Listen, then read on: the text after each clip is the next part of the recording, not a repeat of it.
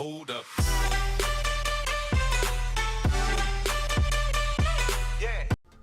Yo, what's going on guys, it is Foxy298 here, welcome back to a brand new episode of my F1 2017 career mode. Today we are here for episode 2, which is the Chinese Grand Prix. So if you guys do enjoy today's video, don't forget to drop it a like, that'd be absolutely awesome. Subscribe if you're new to the channel as well. Just want to say thank you for the support on the first episode. I did upload that at about midday today earlier, so if you haven't gone and checked that one out, I'll leave a link to it in the description down below for you guys to go and watch it. But as you can see on the screens right now, we are going to be getting some information coming in from Chris, who is going to tell us about some upgrades that have happened on the car. So first of all, the only upgrade that we're going to be getting today is, of course, the durability, which is the general wear. That is going to increase, decrease the wear on the car in all the critical engine components and also the gearbox by about 10%. You can see it there, and look at that. It is now highlighted on the R&D tree, so we know exactly what we have upgraded. And yeah, we're still waiting for the aerodynamic pieces to come.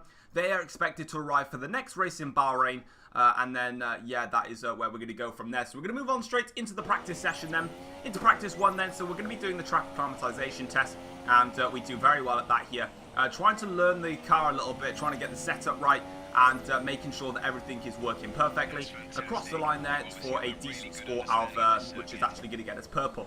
Into the tyre wear test then. This was a little bit of a struggle in the opening phases of the lap, but as soon as the lap carried on, it sort of improved for myself. From coming around the final corner, we do manage to just about creep the car into the purple there, and we are above in the lap time there, across the line, to do a perfect score there on the tyre wear and give us the maximum resource points. Once again, with the fuel efficiency, I'm really struggling with this practice session. I don't know how to really perfect it well without going under the time, so I slowed right down, as you can see there, across the start-finish line to try and get the fuel into the green. But it just didn't work for myself, so I'm going to have to do a lot of learning on that one and find out where I need to improve there. Onto the qualifying simulation run here. We've got a very, very good run here, down towards the start-finish line. And there we are, qualifying P9, but of course this is only practice. And that is us done and dusted in that sense. Now, we didn't do the race strategy. The reason we didn't do that is because it was actually raining at the end of FP1, so we couldn't quite do the race strategy yet, which is fine. And then, as you can see here, we're going to go over and we're going to make another upgrade, I think so. So we purchased here the front wing main plane, which is going to come for the Bahrain Grand Prix. Well, we hope. It might not arrive. I hope it does, because otherwise I'll be depressed. But if it doesn't, we'll have to spend more points in it. But I'm actually going to go and do a little bit of work on the chassis now. Get the chassis up there and match Toro Rosso with their chassis. So we're going to purchase that upgrade, and that's going to hopefully come for the Russian Grand Prix, fingers crossed, unless something goes wrong. Moving on then into the race strategy one now, and as you can see here, we're coming across here into the final corner now. This is FP3, because FP2 was a washout. FP3 is where we're going to get this final practice program done. And there we go, done and dusted, and now we can move on into the qualifying. With everything all looking good there. So there are the final sets of resource points that we managed to pick up, which is awesome. Listening then from Emma, she's now going to give us our qualifying goals, in which she believes is what we can achieve for the start of this race. So she expects the team expects us to qualify in 8th, and we need to out-qualify Esteban Ocon in order to get a good reputation within the team. So we're going to go do that just now, and we're going to see where we come through. So, yeah, but let me know, guys, if you've actually managed to get this game. Let me know if you're really enjoying this game. I can tell you right now, I'm having so much fun with this game. It's absolutely amazing, and I'm really, really loving it. And hopefully you guys love the gameplays as well. But anyway, as you can see then, we're coming around to the final corner now here. A little bit too much on the corner, but it's perfectly within the limits. We come across the line, and now we set a lap time, which is 1.4 seconds behind Vettel. P5. Not too bad. Could be better. We're coming now with 6 minutes to go. I'm having a look here. I'm currently P14. 1.6 seconds off the pace. Ocon is the man I'm looking at here. He's currently P16 in the drop zone. And he's 4/10 slower. So now I'm thinking to myself, do I really need to go out again? I took a gamble, and I decided I'm not going to, because I was still in P14. Come the end of the session, though, I actually dropped down to P16. That's the drop zone. I didn't think that P16 was the drop zone, because last season P16 would send you into Q2. This year, it knocks you out in Q1. So we've had an absolute mare in qualifying, and we qualified all the way down in P16, and we're out in Q1 with the McLarens and the Saubers. I was no, I was very embarrassed by that. I was pretty embarrassed to be knocked out in Q1. And yeah, we basically made a complete mess of everything. And we didn't go out for a second run when we should have technically have gone for that second run to get us into to Q2, which was pretty bad on my behalf. But it's not to worry, you know, we may have been knocked out in Q1, but at the end of the day, you know, it is what it is, and we're just going to have to roll along with it now. So we're picking up our resource points here, and as you can see, we collect a couple, only 35 resource points, actually really bad there. And Ocon is going to catch us in the rivalry here. It's now 8-4 in my favour. Losing a reputation within the team and also within the other teams around us. Listening then to our objective for the race, we have now, I believe they wanted us to finish 11th or higher. Yeah, they really wanted, they gave me some tough objectives for this Grand Prix, but I'm going to do something a little bit different now. So, after being knocked out in Q1, I decided that the fact is I'm going to be qualifying 16th. So I decided to actually go and buy a 5th upgrade to a 5th engine part for all places. Now, this is going to technically, this would normally give you like a 45 place grid penalty or something ridiculous like that.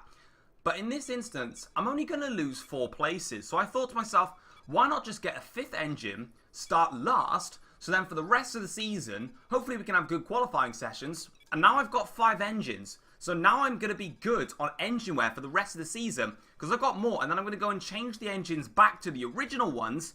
So now I've got 5 to go with. And it's a bit of a tactic I've gone with here. So now for this race, we're going to be starting last. But hopefully it pays off. Let's remind ourselves of yesterday's qualifying session with a look at the starting grid. Kimi Raikkonen's perfect lap yesterday sees him start from pole position. And starting alongside in P2 is Sebastian Vettel. Looking down the rest of the grid we have Bottas, Hamilton, Max Verstappen and Stroll, Massa, Ricciardo, Grosjean and Daniel Kvyat, Sainz, Hülkenberg, Jolyon Palmer and Magnussen, Ocon, Alonso, Stoffel Van Dorn and Marcus Ericsson, Wehrlein and a Force India rounds off the grid. And with preparations almost complete, let's head down to the track. Alright then, so we're here on the grid now here for the Chinese Grand Prix, and we're going to get things started straight away then, and we're going to be doing the bog standard one-stop race for this Grand Prix. We're going to be starting on a set of the super soft tyres, and then we're going to be going to a set of the medium tyres. But I'm actually considering doing the two-stop, and I can say that it was pretty interesting on what strategy to go on. But anyway, we're going to get onto the grid now, and we're going to go and get ready for this Grand Prix. Going to be starting things off, obviously, with the bog standard formation lap, and you can see here that I'm just kind of waiting on the grid. I don't really need to do anything, and I don't need to rev up the engine quick enough. And there we go here. We're now, as you can see, starting last due to the grid penalty, because, you know, we changed all elements of the engine, which we're not allowed to do, and of course we went to the 5th engine, which gave us an even bigger penalty. But at the end of the day, it was only going to cost me 4 places, which is why I went for it. I'm only behind the McLarens and the Saubers anyway. We're already out of positions. Anyway, here, we're on the grid now. We've got 5 red lights here for this Chinese Grand Prix, and it is lights out. Here we go here for the Chinese Grand Prix. It's been an okay-ish start from us, actually. Not too bad as we may make the run towards turn 1 here. We've got past Wehrlein already. Now we're going to swoop it round the outside here of the McLaren of Alonso, Van Dorn, and also Marcus Ericsson. But unfortunately, in all of that, we got a very good run round turn 1, but we couldn't capitalise on it because we've got an illegal overtake on Van Dorn debris there, so we were lucky not to run over that and get a puncture. But yeah, unfortunately, we lost out because the yellow flags came and we got an illegal overtake for it. And yeah, pretty a frustrating start to the Grand Prix there. I could have made a lot more places, but luckily the AIs break very early and we're going to go for a lot of overtakes here. I'm going to go down the inside of a bunch of cars here, and now we're in front of Esteban Ocon and we're up into 15th place. Now, of course, the AIs still do what they did in F1 2016, and they still break early when they're in a little bit of a train into the corners. So I'm going to take advantage of that and we're going to press onwards here. And as we push forwards now here into this Grand Prix, we've got Nico Hülkenberg next in front of us, then we've got Magnussen, Kvyat, and then I believe it's Palmer. So you definitely want to go try and get past these runners, especially as we lose the back end on the exit of the curbing, especially because we want to get in front as we actually do that. We go flying past Hülkenberg and accelerate harshly in order to stop the aggressive AIs there. But we definitely need to do this if we are going to push up the field, and with those people starting on soft tyres, we need to get past them quickly. But now that we're on the back stretch, I just wanted to put out a quick little question for you guys. Of course, I'm driving for the Force India at the moment as Magnussen goes for a move, and also Ocon does. Do you want me to go for a pink helmet in the next race? Let me know in the comment section down below. I'm going to use a pink helmet next race, and then you guys can decide if I should continue with the pink helmet or if I should go without one. But we attack Kvyat there. Unfortunately, we just have a little bit of contact there as we tried to sneak it through. He was all out of shape due to Magnussen going for the overtake on Kvyat. But unfortunately for myself, I couldn't quite get the job done there. I'm going to have to sit back a little bit longer, just start being a little bit patient now, because I was a little bit frustrated that I got knocked out in Q1. So at this point now, I'm going to just try and settle into the Grand Prix, and that's the main crucial thing with this being a brand new game and a brand new system overall. We just need to start settling down into the rhythm a little bit and just seeing what we've got underneath us and showing that our pace in qualifying was not what we could do in the race here. But as you can see now, we're coming towards this difficult turn 6 corner, down the inside here on Danny Kvyat, and we make that move stick there on the Russian there, and my teammate Ocon can now attempt to attack him as we move back onto our POV here. And we're looking at Magnussen, and yeah, you're going slowly, so I'll take you, and I'll take Palmer as well, why not? And you can call it reckless, you can call it what you want, but at the end of the day, I didn't go off the track, didn't gain an advantage, stayed on the circuit, all 4 wheels on the track, job done. Moving up to P10 in this Grand Prix now, and that is us up into the points. And next up the road is Romain Grosjean in the Haas, and we're going to try and get past him as quick as we possibly can. DRS has now been enabled here on lap 3. Onto lap 4 of the Grand Prix now. It's taken us a lap or so to catch up to Romain Grosjean, who is in a little bit of a train, and it seems that there's a big train in front of Lance Stroll. So it's Lance Stroll, Felipe Massa, Daniel Ricciardo, who's had a poor start to this Grand Prix. I think it's then, well, we're going to go down the inside of Grosjean anyway. We kind of went for it, but then again, he sort of left us a little bit of space. Kind of unusual, but he did, so we'll carry on with it. It's Carlos Sainz that is in front of this train. So now that we're going to try and get in front of this train, let's see what we can do. Further on to lap 4 now, we're onto the back of Carlos Sainz, and we've got some really good pace in this open stint, but the back ends come out. We've got a snap of oversteer there, and that's actually compromised our entire banking run corner, and Grosjean is going to say thank you very much and take that place back. But luckily for us, we still got DRS from that from Sainz. Grosjean got the DRS from myself, but luckily we've got the Force India, which has got much better straight line speed. I'm going to come flying through here, braking nice and late down the inside, trying not to go into the back of Sainz. That was a bit close there. I had to brake late to overtake Grosjean, and I had to brake late to avoid being attacked by Magnussen, and that nearly came to blows there as we come round the final corner once more. And you can see now that we are right behind Carlos Sainz, who's attacking Lance Stroll, who's attacking Ricciardo. So Stroll going down the order a little bit. I'm going to have a little look, but I'm decided I'm going to wait a little bit, let them fight it a little bit, and then I'm going to sneak my nose into turn 1. Very cheeky stuff here, down the inside. I used that move so many times in F1 2016, and it's come back again to praise me in 2017 as we managed to get it through the inside of Stroll and also Sainz. So we're off to an absolutely flying start in this Grand Prix. And now we're going to make a move down the inside of Daniel Ricciardo, because why not? The confidence is just brewing right now. For some reason, in the race, this Force India felt absolutely phenomenal. It was nowhere near as quick as the front runners. The front runners were on another level. The Mercedes and the Ferraris, they were something else. I've never seen such quick cars in my life. But anyway, on to lap 7 of the Grand Prix now. And Felipe Massa has actually pitted for the first time in this Grand Prix. We've got some yellow flags behind us, which could cause someone to have an issue in the top left-hand corner. Someone has DNF from this Grand Prix, so someone's out, and it's probably from that flag, and it's Max Verstappen. Wow, okay. We've got the virtual safety car as well that came out for that. I kind of skipped that clip there because I kind of paused it. I wanted to pause it straight away and try and find a replay cameras, but unfortunately, it's a lot harder to find replay cameras of people DNFing, so a big retirement there for Max Verstappen, and that's his reliability coming back to bite him. Onto lap 10 of the Grand Prix now. We're just behind Valtteri Bottas, who is up the road, but he has already made the pit stop. And at this point in the race, I now decided to convert my strategy. I was originally on the 1 stop. I was going to pit this lap on lap 10, take a set of medium tyres, 18-19 laps or so, I think it's 18 laps, to the end of the Grand Prix, and that would be that. But I've decided to contra-strategize that, and I'm going to do my own thing. I'm going to do the bog standard 2-stop instead, not the bog standard 1-stop. I'm going to switch it up and go for the 2-stop. I felt so comfortable on the super soft tyres that I wanted to go with them again, so that's exactly what we're going to do. So we are going to be doing something different to others. Some are going to be doing 1-stops, some are going to be doing 2-stops, so I don't really know who's on what. All I know is that Daniel Ricciardo has actually jumped us in the pit stop because he pitted a few laps earlier. There he is there. So Ricciardo is in front of us now. There he is, and we have been undercut by Ricciardo, but we've got fresher tyres, so hopefully later on in the Grand Prix, when our tyres start to warm up a little bit, we can come back at Ricciardo, and that's exactly what we do. Is we nearly go into the back of Wehrlein there. Really close stuff, and I said the AIs are very early on their brakes, especially when they're in a train, but we got a good run here on Wehrlein. We're going to put it down the inside here. Unfortunately, Wehrlein actually pitched, so that was kind of a bit pointless on my behalf there. But now on the super soft tyres, we really need to start pushing here. So this is on the exit now of the last corner with Slipstream and Palmer here. Can we go for it down the inside? No, I'm going to be a bit wise on here. I'm just going to do the same thing again. I'm going to wait for Palmer to come on through, sneak my nose on the inside, make sure the car is turning in, and this setup that I've got is working well. Of course, in Australia, I ran with the default setup. Here in China, I've actually got a setup on, so definitely paying the dividends here as we're able to get the car turned in a lot easier.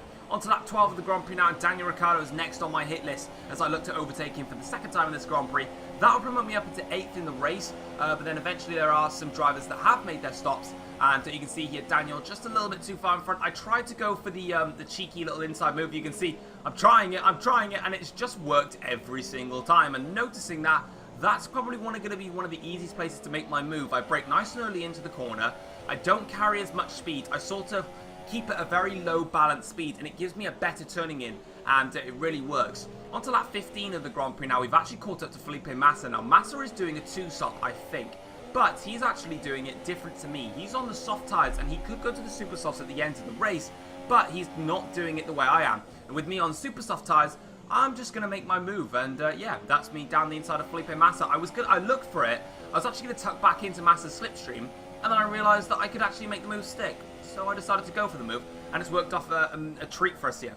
On to lap 16 though, we've got a slight little problem here, and that is Lewis Hamilton. He's pitted for, I think this is the second time now, might be the first time. I'm not 100% sure on his strategy, but he has now pitted, and he's on a fresh set of mediums. And as you can see here, Hamilton is just so much quicker in this Grand Prix. Of course, in Australia, I was able to hold him back, and I decided to let Hamilton through there, which seemed like a normal thing to do, because he's in a much faster Mercedes. I didn't want to fight it, I didn't want to lose time, but unfortunately, I did lose time, and Massa has now closed into a DRS range of me, which is a little bit frustrating, but hopefully we can get it back. And there's a little look at the engine components. I do show at the end of my second pit stop my components, so you guys, I'll be showing it every race, probably after my pit stops, all my engine elements and how they're doing, so you guys can see how worn they are.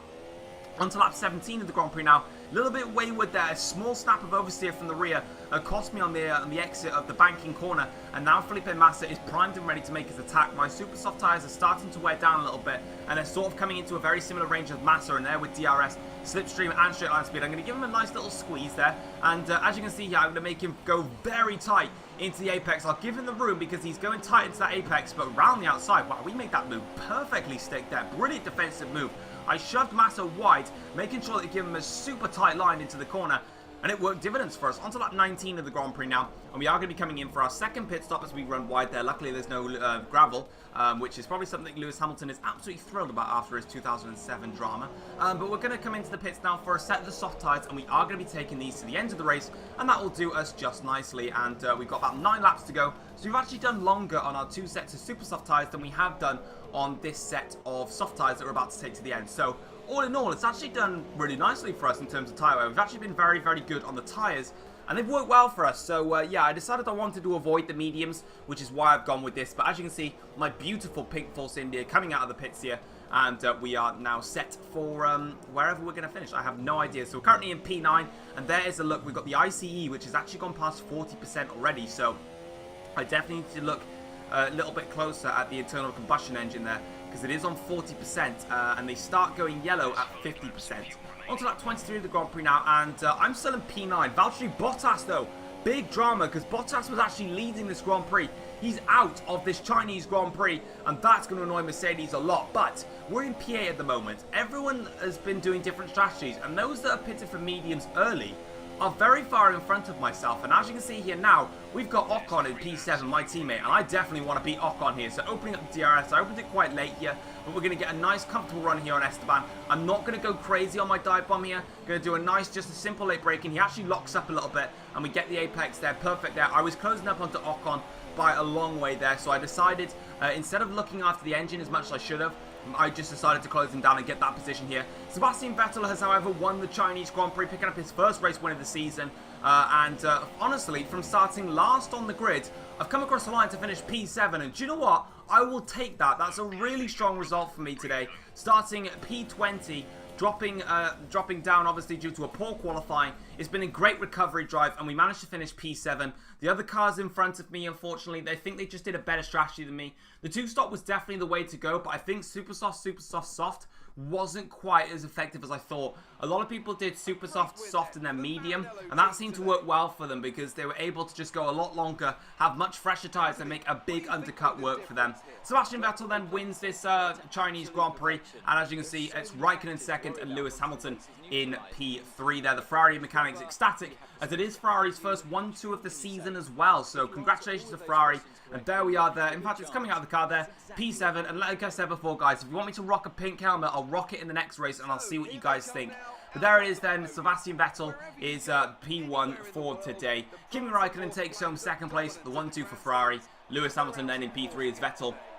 Ecstatic and over the moon with his performances there. As you can see now, champagne flies over and the prancing horses get their season off to a strong start as Vettel decides the cameraman deserves to be sprayed the living daylights out of with champagne, but that's perfectly fine. And yeah, what a race. That was a really good race, a great recovery drive, great bit of action for myself here. Moving on then into the standings here, I do show them properly this time. So myself and Ocon picking up some good points today, really happy with that. Bottas, unfortunately, and Verstappen, the big casualties today. But both me and Ocon started very far down the order and got a really good result from it. In the driver's standings, we dropped down to P5, which was kind of expected. The Ferraris are 1-2. Hamilton and Ricciardo overtake me. Ocon is in 11th, but he's picked up a couple of good points in the championship. So the Ferraris lead 1 and 2. And then in the constructors' standings, of course, when I do change to it, Ferrari lead the way with Red Bull in second. Mercedes are in third. And then we are in fourth, comfortably clear of Toro Rosso at this moment in time. But guys, that is going to wrap it up for today's Chinese Grand Prix. Hopefully you guys have enjoyed it. We're just going to go through the final things now, which is going to be the career score and then the driver reputation level and also the other team's reputation levels upon me. And then we will wrap it up for today's episode. But hopefully you guys did enjoy it. Let me know if you'd like me to, like I said, if you prefer if I had a pink helmet. To give you guys the decision, you see my gold helmet. What I'll do is I'll run with a pink helmet in the next race, and you guys can see which one is better and which one you'd like me to carry on for the season. If you want me to carry on with the pink one, you just let me know when the video's out. But as you can see, we've got a very good, strong review from Red Bull. They've really been impressed with my performance, and they're happy with that in the team approval. So I'm really happy to see that. But yeah, guys, that's going to wrap it up for today's F1 2017 career modes here in China. Next time I will see you will be tomorrow for the Russian... No, it's not the Russian, it's the Bahrain Grand Prix. Until then, guys, thanks for watching. Thanks for all the support. You guys are legends. I appreciate it. Take care, all, guys. Peace!